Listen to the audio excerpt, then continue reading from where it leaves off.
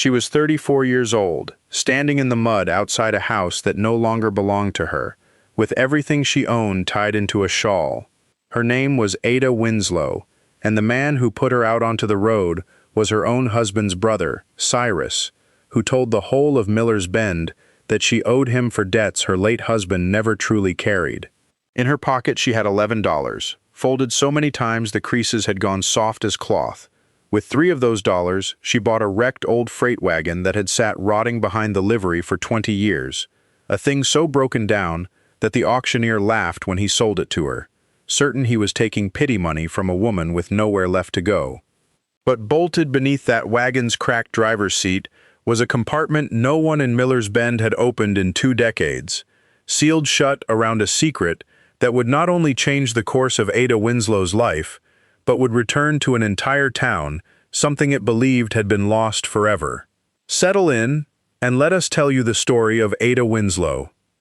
If you are watching this from a place that feels forgotten, tell us where you're from in the comments below, and let us know you're still here.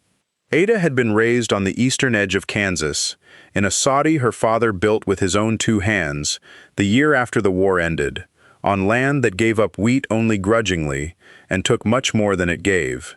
Her mother, Constance, had died bringing her into the world, and so it was her father, Ezra Doyle, who raised her, a quiet man with a limp from a Shiloh wound, who never once complained of the ache in his leg, even on the coldest mornings. Ezra was not a farmer by nature but by necessity, and what he loved instead was wood, the grain of it, the give of it, the way a plank could be coaxed instead of forced into the shape a thing needed to be. He kept a small shed behind the soddy filled with chisels he'd traded 3 winters of labor to own, and it was there, perched on an overturned bucket, that Ada spent the better part of her girlhood, watching him build wheel spokes and cabinet doors and, once, a small cedar box for a neighbor's stillborn child, made with such tenderness that the neighbor wept simply holding it.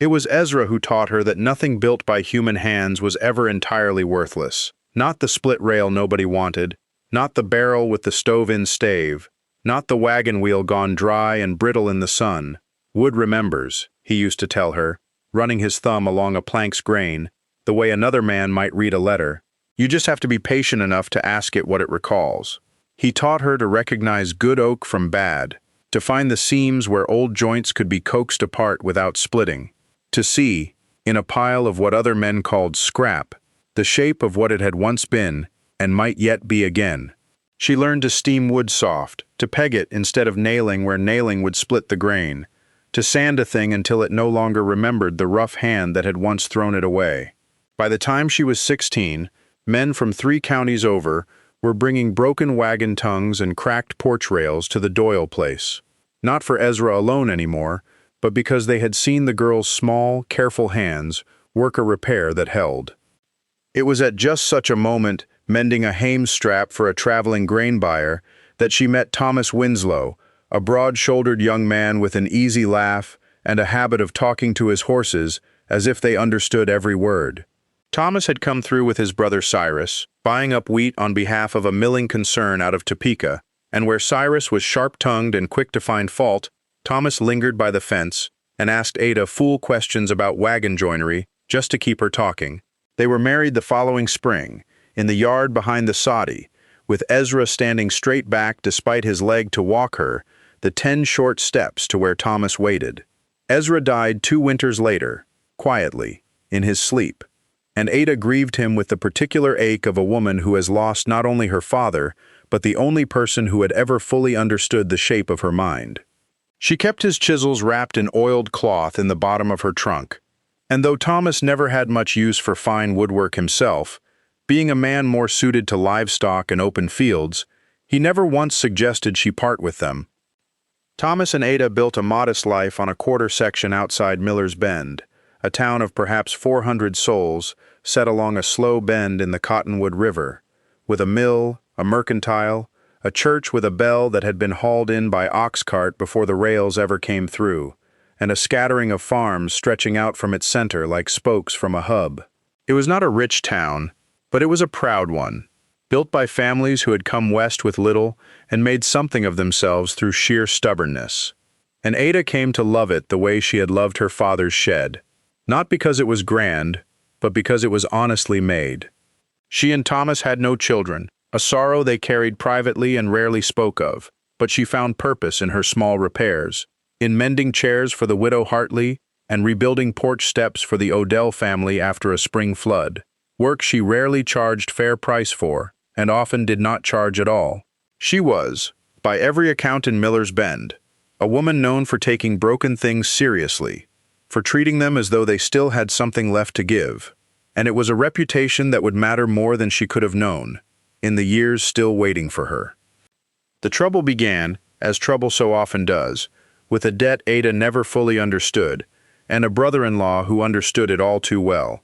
Thomas had borrowed money from Cyrus 3 years into their marriage, a modest sum to buy a second team of horses, when the milling concern promised him steady freight work, hauling grain to the rail spur at Cottonwood Falls. Thomas paid the debt back in installments, faithfully, the way he did everything, and kept a small ledger of his own in the top drawer of the kitchen dresser, marking each payment with a careful checkmark beside the date. But in the autumn of 1887, Thomas was thrown from a wagon seat when a wheel struck a washed-out culvert on the road to town, and he struck his head against a fence post, and within 2 days the fever took him, and Ada found herself a widow at 33 with a farm, a dresser full of half-finished plans, and a grief so total she could barely rise from bed to feed the chickens. It was in the fog of those first weeks, when she could scarcely be trusted to remember her own name, that Cyrus Winslow came calling, dressed in his good coat, speaking softly, telling her that Thomas's debt to him had never been fully settled, that the ledger she found in the dresser must have been incomplete, that he hated to trouble a grieving widow, but that a debt was a debt, and that the farm itself, deeded jointly under an old arrangement from before the marriage, that Ada had never been shown, would have to be signed over to satisfy it. She did not believe him, not at first. She searched the dresser for Thomas's ledger and found it gone. And when she asked Cyrus if he had seen it, he told her, not unkindly, that grief did strange things to memory, that perhaps she had misplaced it herself, that perhaps there had never been such careful records at all. The men of the county court, when she rode the 11 miles to plead her case, were courteous to her in the particular way men are courteous to women they have already decided not to believe, and Cyrus, who had spent years cultivating friendships with bankers and judges over cigars she was never invited to share, produced papers of his own, notarized and official-looking, that the court found entirely satisfactory. Ada stood in that courtroom in her one good dress, the hem still let down from her wedding, and understood with a coldness that settled into her chest like winter water that she was not merely losing an argument. She was losing everything, and she was losing it to a man who had likely planned to take it long before Thomas's wagon wheel ever struck that culvert. By the first hard frost, she had signed the papers, not because she believed them just, but because she had no money left for lawyers and no strength left for fighting, and because Cyrus had made it plain, in the soft, reasonable voice he used for cruelty, that he could make things considerably harder for her if she chose to resist. She left the farm with what she could carry: 2 changes of clothing, her mother's small Bible, the oiled cloth bundle of her father's chisels, and the $11 that remained from the sale of a milk cow Cyrus had, in what he called generosity, allowed her to keep for herself. She walked the 7 miles into Miller's Bend rather than ask anyone for a ride, partly from pride, and partly because the walking gave her grief somewhere to go besides her own throat. She took a small room above the mercantile from Mrs. Odell, who charged her almost nothing and pretended not to notice when Ada skipped supper to make her coin stretch further, and for 3 days she sat in that narrow room turning her father's words over in her mind, the ones about wood remembering, about nothing built by human hands being entirely worthless, and wondered whether those words had ever been meant to apply to a person too, or only to lumber. It was on the 4th day, walking the back lane behind the livery to avoid passing the mercantile window, where the town's sympathetic stares had begun to feel like another kind of debt she couldn't pay, that she came upon the freight yard belonging to what had once been Boone's Overland Hauling, shuttered and weed-grown since before she'd ever married into the county. A hand-lettered sign nailed to the fence announced that the yard's contents, what little remained of them, were being sold off by the town council to settle the unpaid taxes on the abandoned lot. Everything to go, best offer taken, and there among the rusted harness hooks and a collapsed hay rake sat a single wagon, its bed split, one wheel gone entirely, its driver's seat silvered with 2 decades of weather, looking for all the world like something no sane person would give a second glance. An old man named Silas Petrie was overseeing the sale on behalf of the town council, a retired blacksmith with soot, still worked so deep into his knuckles it would never fully wash free, and he greeted Ada with the same gentle pity that had followed her through every doorway in Miller's Bend that week. "You don't want that one, Mrs. Winslow," he told her, nodding at the broken wagon. "Belonged to Silas Boone. Rest him, before your time here. Nobody's wanted that old wagon in 20 years. Wheels gone, beds cracked clean through, and it's been sitting out in the weather since the winter he disappeared.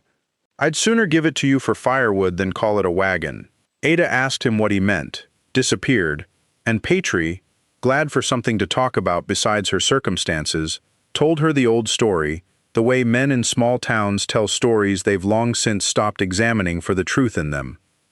That Silas Boone had been a freight hauler well liked in the town, that in the blizzard of the winter of 1868 he'd set out with the relief fund the churches and the mercantile had raised for families burned out in a prairie fire the autumn before, bound for the bank at Cottonwood Falls to see it properly deposited and insured, and that he had never arrived. His wagon and team were found 3 days later, half buried in a drift 8 miles out, the horses dead in their traces, Boone nowhere to be found, and the strongbox that should have held nearly $400 in relief money gone with him.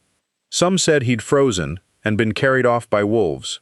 Most over the years had simply concluded he'd stolen the town's money and used the storm as cover to vanish west, and the Boone name, what little family he'd left behind, had quietly dwindled and moved on, rather than live under the shadow of it.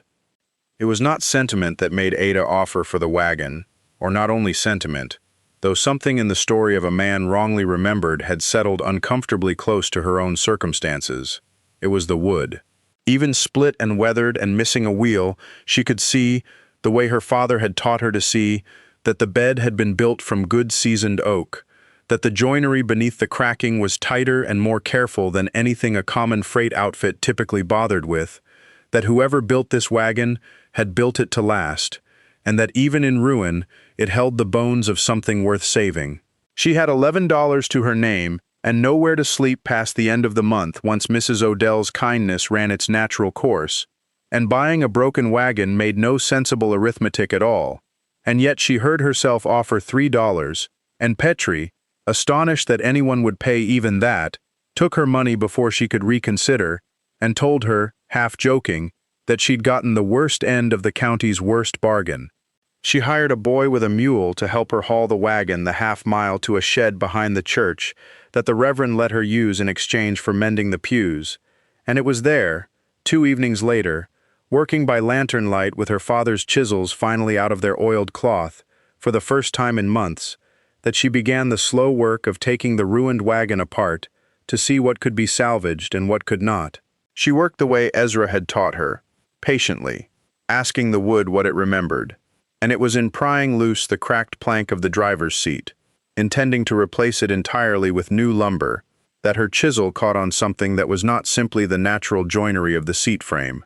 Beneath the seat, built into the understructure in a way that no ordinary wagon bed required, was a shallow compartment no more than 4 inches deep. Its lid fitted so precisely into the surrounding wood that a man running his hand across the seat in ordinary daylight would never have known it was there at all. It had been sealed, she realized, running her fingers along the seam, not by accident of weather and time, but on purpose, by a craftsman who had wanted whatever lay inside to stay hidden from anyone who did not already know to look for it. Her hands trembled as she worked the lid free, not from cold, though the shed held little warmth against the evening chill, but from the particular electric stillness that comes when a person understands, before they have any proof of it, that they are about to touch something that was never meant for them, and yet has somehow, after all these years, arrived precisely where it belonged. Inside, wrapped in a scrap of oilcloth gone stiff and dark with age, she found a small leather-bound ledger, its cover cracked but its pages, protected all these years from rain and sun alike, still legible in a careful, slanting hand. Tucked beside it was a folded letter, sealed with wax that had never been broken, addressed simply to whoever finds this wagon and is kind enough to read it through. Ada set the ledger aside for a moment, hardly breathing, and worked the wax seal loose with the flat of her smallest chisel, unfolding a letter written in the same careful hand, dated the 4th of February, 1868, 3 days before the blizzard that history and Miller's Bend had settled on, as the night Silas Boone stole the town's relief money and disappeared with it forever. She read it once quickly, her eyes catching only fragments, and then again slowly, by the lantern's low, steady flame, and by the second reading her hands had gone entirely still, because she understood that she was holding, unspoiled by 20 years of dust and rumor, the true account of what had actually happened, set down by the very man the whole county had spent 2 decades calling a thief. Boone wrote that he had left Miller's Bend that morning with the relief fund properly locked in an iron strongbox, $412 raised through the fall by every family in the county after fire had swept through the Halloran's land, and 3 others besides, money meant to buy seed and lumber, and a fresh start for families who had lost everything to a cause no one could control. He wrote that he had made the same run a dozen times without trouble, but that 5 miles out, as the first hard flurries of the coming storm began to close in around him, 3 riders had come up out of the tree line along Sinking Creek, wearing flour sack hoods, and had ordered him to hand the strongbox down. He wrote that he had refused, not from foolish courage, but because he had given his word to the town council he would see the money safely to the bank, and that in the scuffle that followed, his team had spooked and bolted, and in the confusion and the rapidly worsening snow, he had managed to break free from the riders entirely, strongbox in hand, but had lost the road and then lost the wagon itself in a drift, and had struggled on foot through blinding white for what felt to him like hours, until he came upon a hollow oak on the rise above Sinking Creek that local children called Sentinel Ridge for its lone crooked silhouette against the sky. There, with the last of his strength and the storm closing in around him entirely, he had wedged the strongbox deep into the oak's hollow trunk, marked the bark with 3 deliberate notches at chest height so it could be found again by anyone who knew to look, and set off on foot for town, hoping to send help back for both the money and his team. He never made it. He wrote, near the letter's end, in handwriting grown noticeably less steady, that the cold had begun to take his hands, and that he doubted now he would see morning,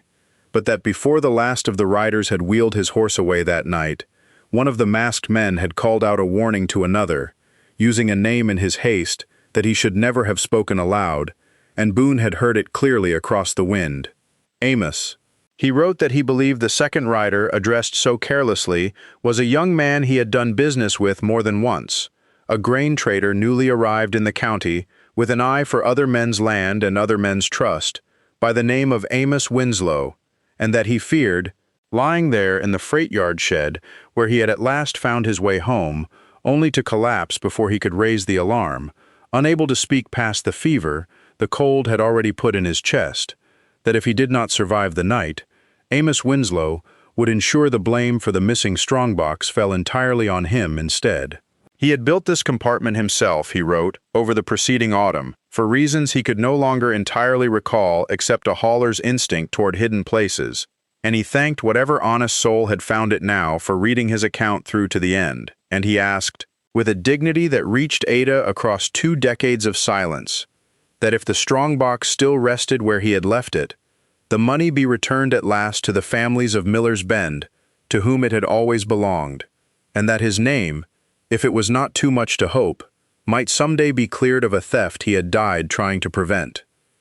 The ledger told the rest of the quieter story, a meticulous accounting, in the same careful hand, of every dollar and every family who had given it, the Hallorans and the Odells and 40 other names besides, several of which Ada recognized as belonging to grandchildren still living in Miller's Bend, still, in some cases, struggling under the weight of debts that a returned $412, invested wisely across 20 years of interest and inflation, might now go a considerable distance toward easing. And there, near the ledger's final entries, in a hand slightly different from Boone's own, evidently added afterward by whoever had settled his affairs, was a single grim notation. Team found dead in drift, 8 miles out. Driver not recovered. Strongbox missing. Presumed taken by S. Boone. Case closed by order of the council. March 1868.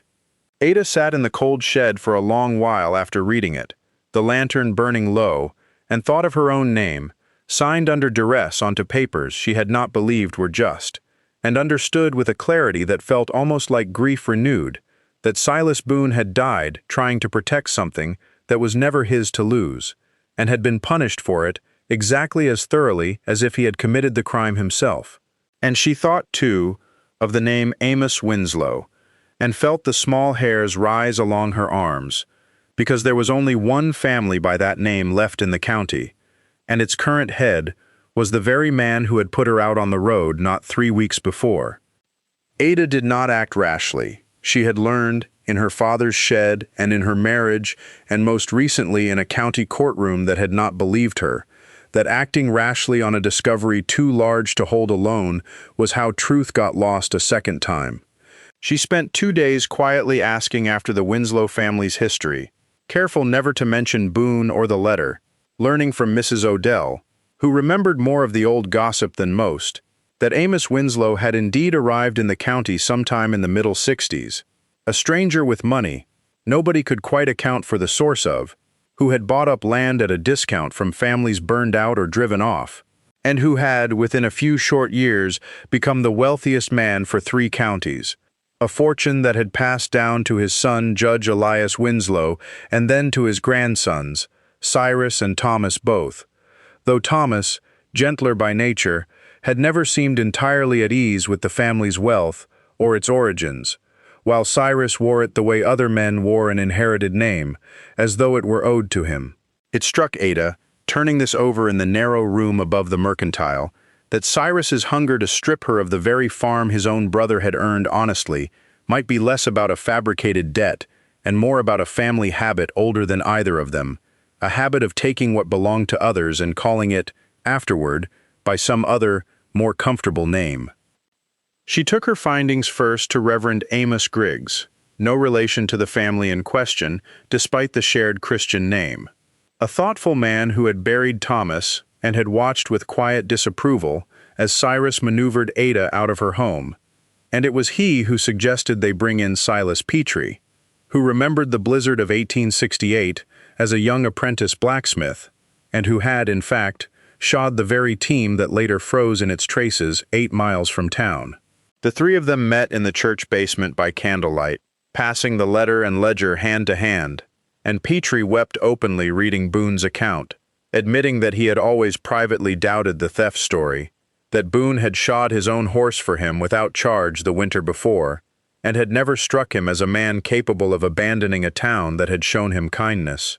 It was Petrie, too, who remembered Sentinel Ridge, the crooked oak still standing above Sinking Creek, though he warned that 20 years of storms might well have brought the old tree down, or rotted its hollow through entirely, and that even if the strongbox had survived, there was no certainty its contents had.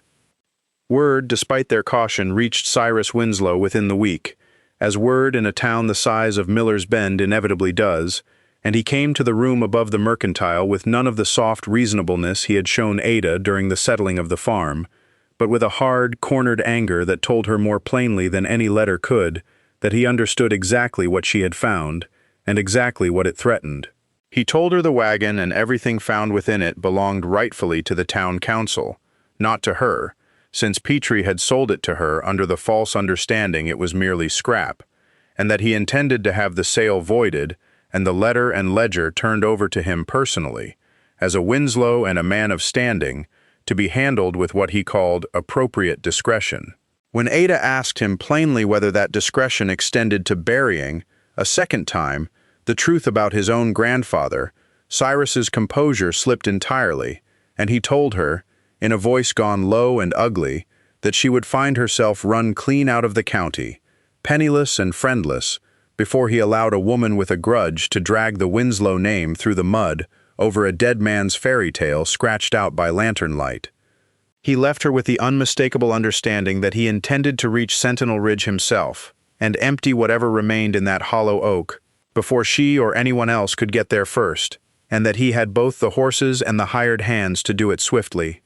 Ada did not sleep that night. She sat with Reverend Griggs and Silas Petrie in the church basement working out, by lantern light, not a plan for a race against Cyrus Winslow across 11 miles of open country, which she knew she could not win with a borrowed mule against his fine horses, but a different plan entirely, one built on the same patient instinct her father had taught her in his shed, the instinct to ask what a thing truly needed, rather than what fear demanded she do about it. Before first light, Reverend Griggs rode not toward Sentinel Ridge but toward the county seat, carrying the letter and ledger themselves, sealed once more in oilcloth, to lay before the same circuit judge who would be riding through Cottonwood Falls that very week to hear cases, along with a sworn statement from Petrie regarding the wagon's provenance and his long-held doubts about the theft story, while Ada herself, with 2 of the Odell boys and their father's mule team, rode out toward Sinking Creek, not to beat Cyrus to the hollow oak, but to be present as an honest witness when whatever remained there was found, understanding that the money itself, $400 aged 20 years in a hollow tree, mattered far less now than the truth being seen by more eyes than Cyrus Winslow's alone. They reached Sentinel Ridge an hour behind Cyrus and his 2 hired men, who had already located the crooked oak, its trunk grown thicker with 2 decades of seasons, but its 3 notches still faintly visible beneath the bark's slow healing, and had already begun to widen the hollow with an axe when Ada and the Odells came over the rise. What the widening axe blow revealed, an instant before Cyrus could stop it, was not simply the corroded remnant of an iron strongbox, its lock long rusted through, but a second, smaller item Boone had evidently wedged in beside it for safekeeping, a leather wallet, remarkably preserved in the dry hollow, containing a folded page, torn from what appeared to be a grain trader's account book, dated the winter of 1868, recording in a hand Petrie immediately recognized as belonging to old Judge Elias Winslow's own late father, a series of land purchases made suspiciously soon after the blizzard, parcels bought at prices far below their worth from families too frightened and too poor, in the aftermath of losing their relief money, to negotiate.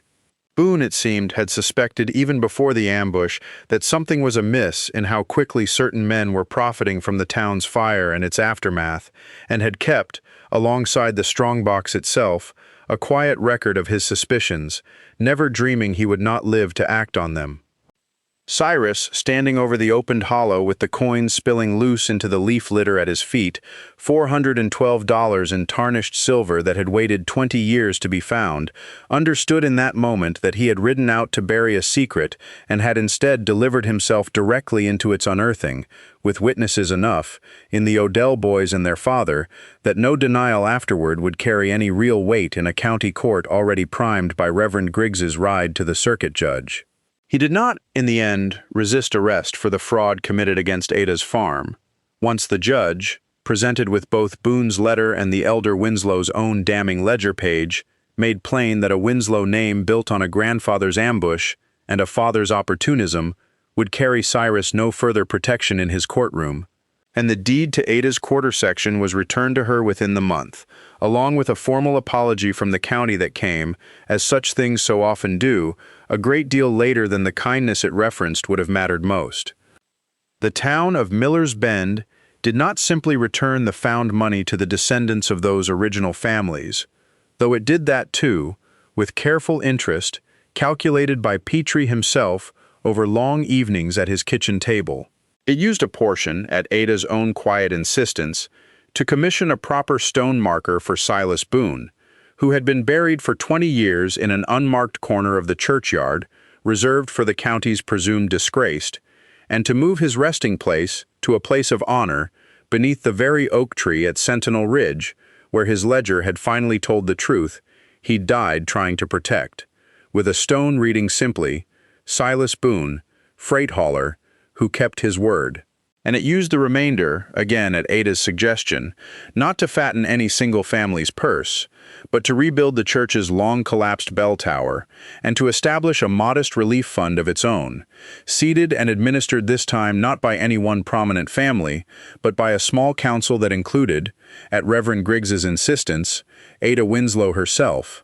a woman the town had so recently watched walk 7 miles into Miller's Bend, with nothing to her name but a bundle of borrowed grief and a father's chisels. We began this story by telling you that Ada Winslow was 34 years old and standing in the mud with nothing but a shawl full of belongings, that she had $11 folded soft in her pocket, and that she spent 3 of them on a broken wagon nobody else in the county would have crossed the road to claim. We told you it looked, at the time, like a desperate and foolish thing for a ruined woman to do. But Ada had learned, long before that wagon ever crossed her path, sitting on an overturned bucket in her father's shed, listening to a tired old soldier speak gently to a piece of split oak, that nothing built by patient, honest hands is ever entirely worthless, no matter how thoroughly the world has decided otherwise. Silas Boone had been called a thief for 20 years by a town too quick to believe the comfortable version of a hard story, and Ada Winslow had been called a debtor by a man who counted on grief making her too weary to ask questions. What connected them, in the end, was not the money hidden beneath a wagon seat, though the money mattered, and it did real good in the hands it finally reached. What connected them was that each of them had been discarded by people who mistook silence, or hardship, or a low price at auction, for an absence of worth. Ada did not save Silas Boone's name because she expected anything in return. She did it because her father had taught her to ask a broken thing what it remembered, before deciding it had nothing left to give, and because she recognized, in a dead stranger's careful, patient handwriting, the same quiet dignity she had spent her whole life trying to practice herself. Thank you for spending this time with Ada Winslow, and with all the quiet, overlooked corners of a story that turned out to matter far more than anyone expected at first glance. If her story moved you, we'd be grateful if you shared it with someone who might need reminding that value is not always loud, and that what the world calls worthless is sometimes only waiting for someone patient enough to look closer. We'd love to know, in the comments below, about a time you found real value in something everyone else had already written off, a person, a place, or a plain, forgotten thing nobody else wanted. We read every one of them, and we're always glad to have you here with us. Until next time, stay close.